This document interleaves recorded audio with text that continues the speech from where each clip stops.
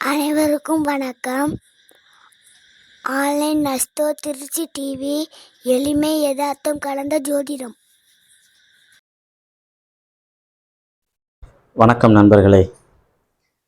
நேற்றைய வீடியோவில் பார்த்தீங்கன்னா, செவ்வாய் பகவான் 2ஆம் இடத்துல இருந்தால் என்ன பலன் தருவார் அப்படின்னு ஒரு வீடியோ போட்டோம்.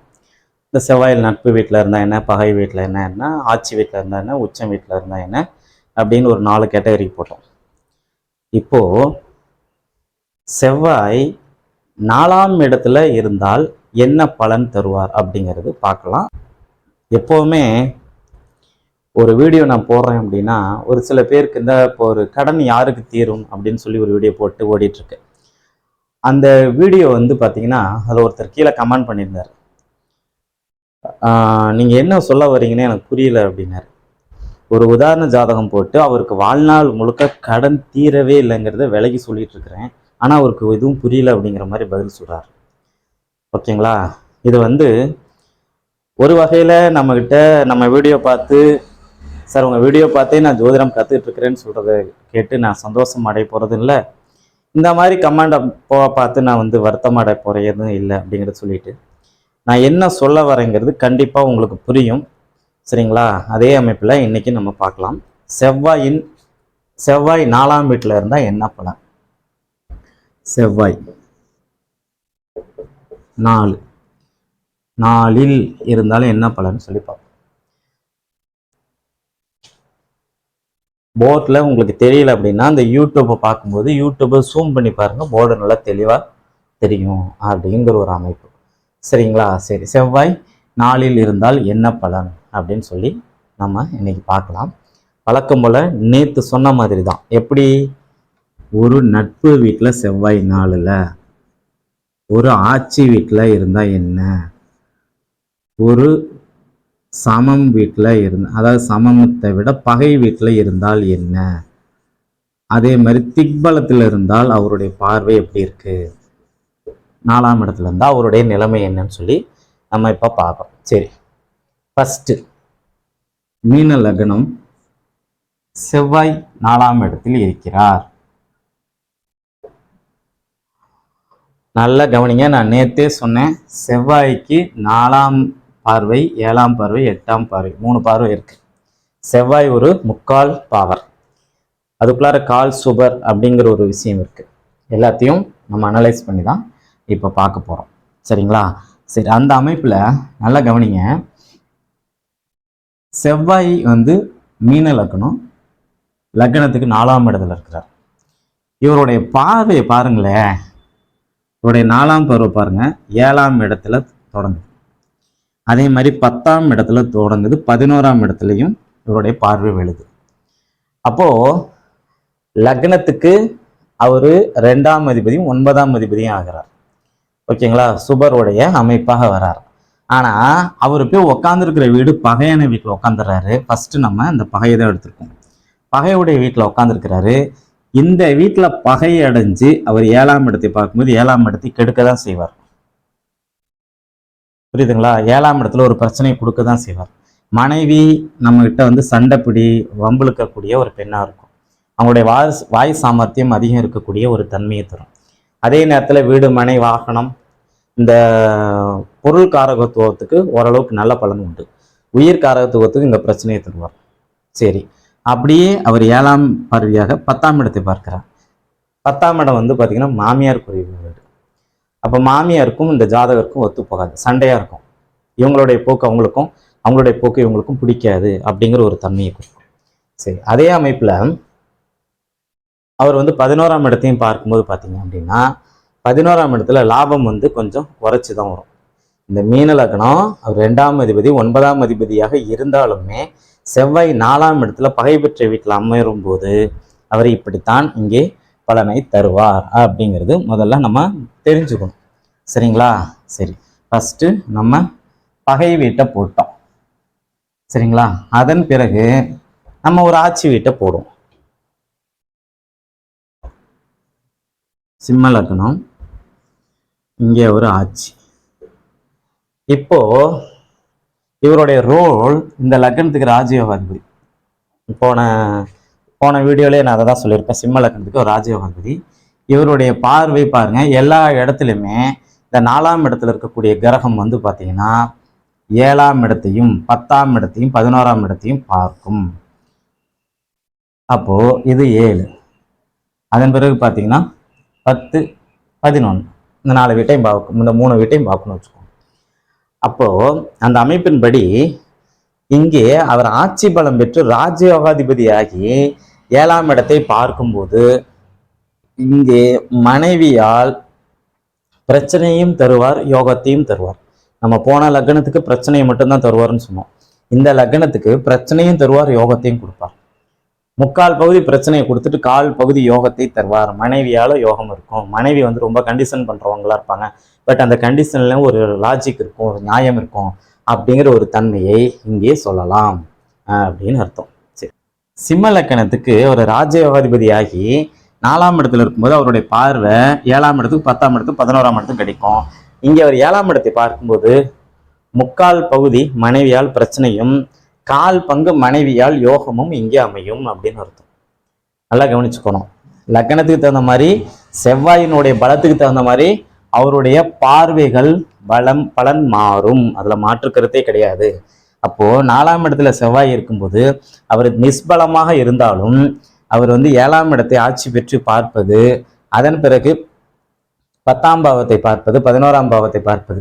இந்த 10ஆம் பாவங்கிறது வந்து பார்த்தீங்கன்னா முன்னாடியே சொன்ன மாதிரி 10ஆம் பாவம்ங்கிறது மாமியார், அவங்களுக்கும் அந்த அளவு அண்டர்ஸ்டாண்டிங் சரி இருக்காது அப்படிங்கிற ஒரு அர்த்தம். ஆனால் லாபத்தை நல்ல அமைப்பிலே தருவார். மூத்த சகோதரத்துக்கும் இவருக்கும் கொஞ்சம் பிரச்சனையாக தான் இருக்கும், லாபத்தை நல்ல முறையில் தருவார் அப்படின்னு அர்த்தம். சரி, ஆட்சிக்கு பார்த்துட்டோம். அதன் பிறகு பாருங்க, அடுத்து என்ன, நம்ம நட்பு வீட்டை பார்க்கணும். சரி, என்ன சார் பூராமே நீங்கள் அந்த அணி லக்னமாகவே போகிறீங்க, நம்ம அணி லக்னத்தையும் கொஞ்சம் போட்டுருவோம். பாருங்க, ரிஷப லக்னம் செவ்வாய் அதிநட்பு வீட்டில் இருக்கிறாரு. இங்கே நல்லா கவனிங்க, இந்த லக்னத்துக்கு ஒரு 7ஆம் அதிபதி 12ஆம் அதிபதி ஆதிபத்தியத்தில் நல்லா கவனிச்சிங்கன்னா ரிஷபத்துக்கு ஒரு 7, 12. அப்போ ஒரு 7, 12 ஆதிபத்தியம் வாங்கும்போது மனைவியை குறிக்கக்கூடிய அந்த மனைவிக்கு ஸ்தானாதிபதி போய் சிம்மத்தில் உட்காந்துருக்கிறாரு. இங்கே இருந்து இவர் இந்த வீட்டை பார்க்கும்போது நல்லா கவனிங்க, மனைவியால் யோகம். மனைவி வந்ததுக்கப்புறம் சொத்து வாங்குவார். மனைவி வந்ததுக்கப்புறம் இவர் வீடு மனை வாகனம் தாயார் கல்வி சொத்து வித்தை சார்ந்த விஷயத்துல வீடு கட்டுறது, மனை வாங்குறது, சொத்து வாங்குறது இதெல்லாமே இவருக்கு அமையும். ஆனா இங்கிருந்து செவ்வாய் 4ஆம் பார்வையாக 7ஆம் இடத்தை பார்ப்பார்ல, இந்த வீட்டை பார்ப்பார்ல, இந்த வீட்டுல மனைவிக்கு ஏதாவது ஒரு உடல் நலத்திலையும் ஒரு பாதிப்பை கொடுத்து வருவார். இது மாற்று கருத்து இல்லை. ஆனால் உயிர் போகாது. நல்லா கவனிச்சுக்கணும், உயிர் போகாது அப்படின்னு ஒரு விஷயத்தை தெரிஞ்சுக்கணும். இங்க எங்கேயுமே நான் லக்னாதிபதியை பத்தி சொல்லவே இல்லை. போன வீடியோல சொன்னேன், இந்த வீடியோல எங்கேயுமே சொல்லலை. அப்போ 4ஆம் பாவத்துல அமர்ந்து அவர் வந்து தன்னுடைய 4ஆம் பார்வையாக 7ஆம் இடத்தை பார்க்கும்போது மனைவியால் யோகம் உண்டு. மனைவி வந்ததுக்கு பிறகு யோகம் உண்டு. ஆனால் இங்கே மனைவிக்கு ஒரு உடல்நல ரீதியான ஒரு பிரச்சனை இருந்து கொண்டே இருக்கும் அப்படின்னு அர்த்தம். அதே மாதிரி தொழில் ஸ்தானத்தை செவ்வாய் பார்க்கிறார். தொழில் வந்து காக்கி, அந்த யூனிஃபார்ம் சர்வீஸ், இதே அமைப்பு கிரகம் இருக்கிறவங்க அரசு போக்குவரத்து கழக ஓட்டுநர், நடத்துனர், இப்படியெல்லாம் இருக்காங்க. ஓகேங்களா? அப்ப யூனிஃபார்ம் சர்வீசஸ் ஜாப்பை கொடுத்துருது. அதே மாதிரி 7க்கு 10ஆம் இடத்துல இருக்கு. மனைவி வந்து நர்ஸா இருக்காங்க, மருத்துவத்துறையில இருக்காங்க. சரிங்களா? பில்டிங் கன்ஸ்ட்ரக்ஷனுக்கு ஹெல்ப்பரா இருக்காங்க. இந்த படமெல்லாம் வரைஞ்சி கொடுப்பாங்க பார்த்தீங்களா, அந்த ஒரு வேலையில் இருக்காங்க. இதுவும் செவ்வாயின் காரகத்துவத்துல மனைவியாலையும் இந்த வருமானம் இருக்கு அப்படின்னு அர்த்தம். 11ஆம் பாவத்தையும் பார்ப்பார். இங்கேயும் மனைவியால் ஒரு மிகப்பெரிய லாபத்தை அடைவார் அப்படின்னு அர்த்தம். ரிஷப லக்கணத்துக்கு பொறுத்த வரைக்கும் ஒரு நட்பு வீட்டில் இருக்கும்போது பார்த்துட்டோம். சரிங்களா? ஓகே, நட்பை பார்த்தாச்சு, ஆட்சியை பார்த்தாச்சு, பகையை பார்த்தாச்சு, அதுக்கப்புறம் திக்பலம். சரி, நல்லா கவனிச்சுக்கோங்க. கன்னி லக்னம் செவ்வாய் 10ல். நல்லா கவனிச்சுக்கோங்க நண்பர்களே, கன்னி லக்னம் செவ்வாய் 10ல். சரிங்களா? இங்கே இந்த லக்னத்துக்கு இவர் நல்லவர் இல்லை. புரியுதுங்களா? என்ன காரணம்? இந்த லக்னத்துக்கு 3ஆம் அதிபதி 8ஆம் அதிபதி. சரிங்களா? இப்படி அவர் அங்கே திக்பலம் பெற்று லக்னத்தை தொடர்பு கொள்வது நல்ல அமைப்பு அல்ல. ஆனா இந்த செவ்வாயின் காரகத்துவமான தைரியம், வீரியம், வெற்றி, விளையாட்டு, மருத்துவம், விளையாட்டு, கட்டிடம், அதிகாரம், இதுல ஒரு துறையில சிறப்பா வந்துருவார். அதுல மாற்று கருத்தும் இல்லை. ஆனா இவருக்கு செவ்வாய் திசை வராம இருப்பது ரொம்ப நல்லது. செவ்வாய் திசை வரும்போது இவர் கஷ்டப்படுவார். செவ்வாய் எங்கெங்கெல்லாம் பாருங்க, கன்னி லக்னத்தோட தொடர்பு கொள்வார். ஒரே ஒரு நிமிஷம், ஒரு சிறு பிழை. பட் திக்பலம் அப்படிங்கிற ஒரு அமைப்பை நம்ம இங்கே எடுத்தோம். ஏன்னா நம்ம 4ஆம் இடத்துல செவ்வாயின் போட்டுட்டு திக்பலத்தை பற்றி இங்கே பேசவே கூடாது. Great mistake. ஓகே,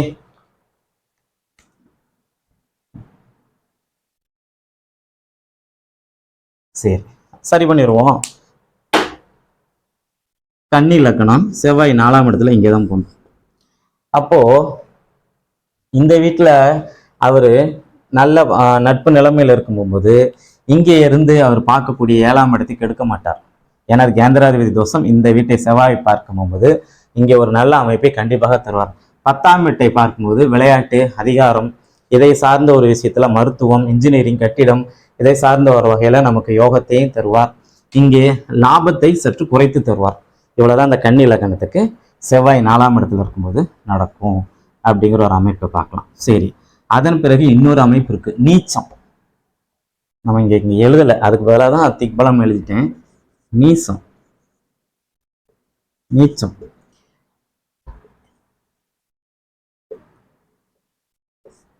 லக்னாதிபதி 4ஆம் இடத்துல போய் நீச்சம். அப்போ 4ஆம் இடத்துல என்ன இருக்கு?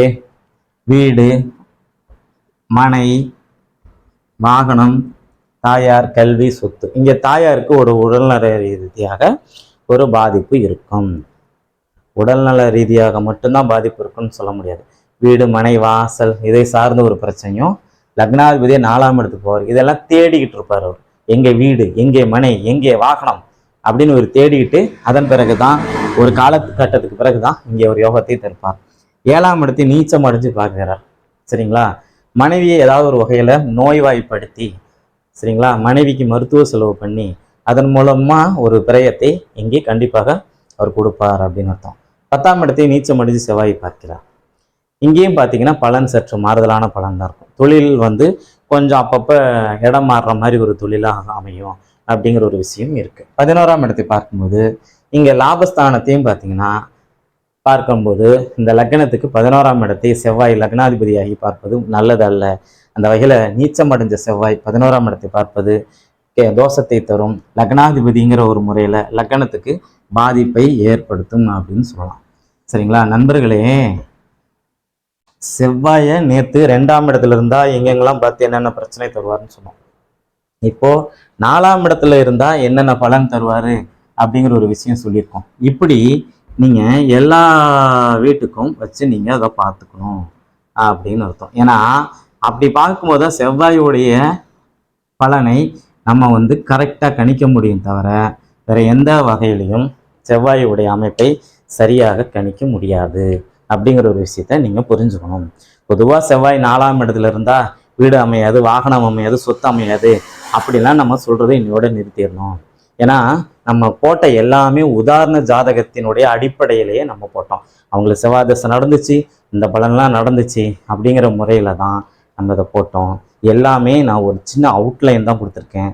இதை பற்றி உங்களுக்கு விரிவாக வேணும் அப்படின்னா வருங்காலத்தில் இந்த பிரபஞ்சம் ஒத்துழைப்பு கொடுக்குற பட்சத்தில், நவகிரகங்களோட ஆசீர்வாதம் கொடுக்குற பட்சத்தில் உங்களுக்கு வகுப்பாகவே எடுத்து நான் நடத்துவதற்கு தயாராக இருக்கிறேன். அதுவும் முடிஞ்ச வரை எவ்வளோ சீக்கிரம் முடியுமோ அவ்வளோ சீக்கிரம் நடத்துறதுக்கு தயாராக இருக்கிறேன் அப்படின்னு சொல்லி அழகான இந்த வீடியோ பதிவை கண்டுகளித்த உங்கள் அத்தனை நல் இதயங்களுக்கும் என்னுடைய நெஞ்சார்ந்த நன்றிகளும் வாழ்த்துக்களும். நன்றி, வணக்கம்.